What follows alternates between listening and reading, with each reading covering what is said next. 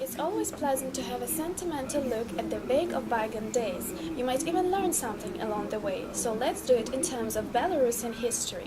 Around 65,000 before Christ, the hairy Neanderthal made his first modest attempt of stepping onto the Belarusian land, though that noble venture wasn't that successful because of the unbearable cold, even despite the hair.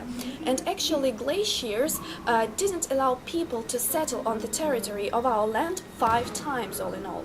But eventually, 8,000 before Christ, some 500 people flocked to our land and inhabited it.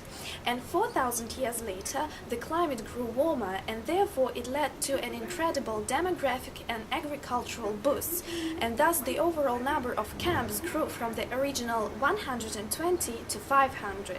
About 2000 before Christ, bronze tools started to be produced on our land, and the peculiar point is that there was no bronze in Belarus, and therefore the people had to establish trade relationship with the neighbors. Quite a positive moment. Sometime later, iron was introduced to our land, which meant the improvement of tools and weapons, and also the development of iron working.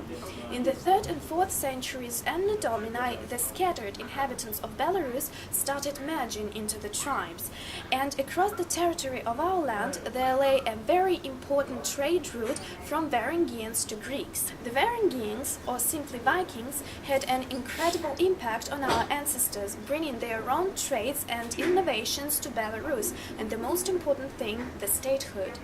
It was as early as the 9th century that the first principalities of Polotsk, Turovpinsk and the others were formed, and the principalities were in the state of permanent war, taking occasional timeouts for war campaigns into Byzantine. At the beginning of the 10th century, an ambitious Kievan prince, Vladimir, decided to catch up with the trend of that time, to have a church as an ally.